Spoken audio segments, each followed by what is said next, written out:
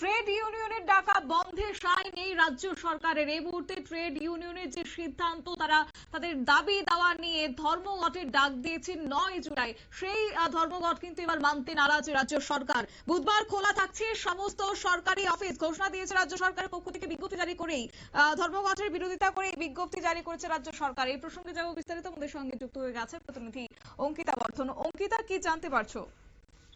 দেখো, ট্রেড ইউনিয়নের ডাকা যে বন্ধ, সেই বন্ধকে সমর্থন করা এবং প্রচার করার ক্ষেত্রে আমরা কিন্তু দেখেছি একেবারে প্রথম সারিতে এসে বামেদের সংগঠনগুলি তারা কিন্তু প্রচার করেছিল। এবং আগামীকাল যেহেতু গোটা দেশ জুড়ে এই বন্ধের ডাক দেওয়া হয়েছে, সেক্ষেত্রে কিন্তু ইতিমধ্যেই তারা প্রচারপত্র বিলি করেছে। আমরা দেখেছি কংগ্রেসের পক্ষ থেকেও সাংবাদিক সম্মেলন করা হয়েছে, যেন 9 তারিখ প্রত্যেকেই এই বন্ধে সামিল হয় এবং প্রত্যেকে যেন এই বন্ধ মানেন। এবং রাজ্য জুড়ে কিন্তু বলা হচ্ছে যে প্রচার জোর কদমেই হয়েছে এবং প্রচার ভালো হওয়ায় তার প্রতিফলনও ভালো হতে পারে, এই আশঙ্কাও বা এই আশাটাও করছিলেন ট্রেড ইউনিয়নের সদস্যরা। কিন্তু এখন ইতিমধ্যেই যে নোটিফিকেশন হাতে এসে পৌঁছেছে, তাতে দেখা গেছে রাজ্য সরকার কিন্তু বলে দিয়েছে সময় মতো যে যার অফিসে উপস্থিত থাকতে হবে। শ্রমকোট বাতিল করা, রেগায় বছরে 200 দিনের কাজ, 600 টাকা দৈনিক মজুরি প্রদান, কাজের অধিকারকে মৌলিক অধিকার, বিদ্যুৎ সংশোধনী বিল 2025 বাতিল করা, কর্মসংস্থান সহ যে 17 দফা দাবিতে 5টি আন্দোলনের পক্ষ থেকে এবং আহ্বান জানানো হয়েছিল 9 তারিখ দেশব্যাপী ধর্মঘটে। সেই ধর্মঘটকে কিন্তু এবার কেন্দ্র করে দেখা গেল রাজ্য সরকারের পক্ষ থেকে একটি নোটিফিকেশন দিয়ে দেওয়া হয়েছে। অর্থাৎ অনেকের মধ্যে কিন্তু একটা আশঙ্কা কাজ করে যে বন্ধ ডাকা হয়েছে, এর মানে কি আগামীকাল বন্ধ থাকবে? আগামীকাল কি আমরা অফিসে যাব বা অফিস কি খোলা থাকবে? হাসপাতাল কি খোলা থাকবে? এই যে একটা সবার মধ্যে একটা দ্বন্দ্ব বা সবার মধ্যে যে একটা কৌতূহল রয়েছে যে কাল কি হবে, কাল কি সবকিছু খোলা থাকবে? না, দেখো, সে বিষয়ে কিন্তু রাজ্য সরকার স্পষ্ট জানিয়ে দিয়েছে যে ইতিমধ্যেই রাজ্য সরকারের পক্ষ থেকে স্পষ্ট বার্তা যে আগামীকাল, অর্থাৎ যাদের সকাল 10টা থেকে বিকেল 5টা পর্যন্ত ডিউটি থাকে, যে যার দপ্তরে যে যার অফিসে, প্রত্যেকেই কিন্তু যে যার অফিসে যেন চলে যান। অর্থাৎ দামিদের বা এই যে ট্রেড ইউনিয়নের যে ডাকা বন্ধ, সেই বন্ধ যেন এক প্রকার পালন না করা হয়, তার জন্যই কিন্তু এই নোটিফিকেশন দেওয়া হয়েছে বলে মনে করা হচ্ছে বা রাজনৈতিক বিশ্লেষকরা মনে করছে। যাই হোক, তবে রাজ্য সরকারের যে নোটিফিকেশন, সেই নোটিফিকেশনে কিন্তু স্পষ্ট বলে দেওয়া হয়েছে যে কোনো ধরনের বন্ধ রাজ্যে থাকবে না।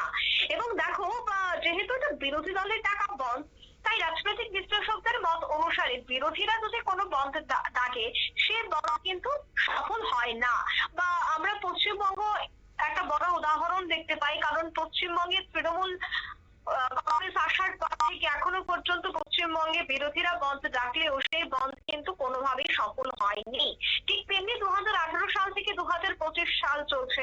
এই যে একটা দীর্ঘ বছর এই মুহূর্তে বিজেপি শাসন ক্ষমতায় রয়েছে, শাসন ক্ষমতায় থাকাকালীন কিন্তু রাজ্যে কোনোভাবেই বিরোধীদের ডাকা বন্ধ পালন করা হয়নি। হ্যাঁ, 2018 সালের আগ পর্যন্ত রাজ্যে বহু বন্ধ আমরা দেখেছি, চাক্কা যাওয়া আমরা দেখেছি যে অফিস আদালত বন্ধ ছিল, কারণ কেন্দ্রে অন্য সরকার ডাক থাকলেও রাজ্যে ছিল বাম সরকার, তাই বামেদের ডাকা বন্ধ মানতেই হবে, কারণ রাজ্যে বামেরা ক্ষমতায় ছিল। তাই এবার যেহেতু বামেরা রাজ্যে ক্ষমতায় নেই, তাই সেক্ষেত্রে তার প্রভাব খুবই কম পড়বে বলেই প্রত্যেকেরই জানা ছিল। তারপরেও কিন্তু রাজ্য সরকার এই বিষয়টা নিয়ে একটা স্পষ্টীকরণ দিয়ে দিয়েছে, কারণ প্রত্যেকের মধ্যে একটা দ্বিধা দ্বন্দ্ব শুরু হয়ে যায়। তাই দ্বিধা দ্বন্দ্ব যেন না থাকে, তার জন্যই কিন্তু এই বিশেষ এই মুহূর্তে নোটিফিকেশন দেওয়া হয়েছে। আর সেই নোটিফিকেশনে একেবারে স্পষ্ট সবটা বিষয় জানিয়ে দেওয়া হয়েছে। যদিও ট্রেড ইউনিয়নের যে দাবিগুলি ছিল, সেই দাবিগুলির মধ্যে সবথেকে গুরুত্বপূর্ণ ছিল যে বর্তমানে শ্রমিকরা নাকি লাঞ্ছিত হচ্ছে, শ্রমিকরা বিভিন্ন সমস্যার সম্মুখীন। অন্যদিকে যে রেগা কাজের মজুরি, সেই রেগা কাজের মজুরি বৃদ্ধি করতে হবে।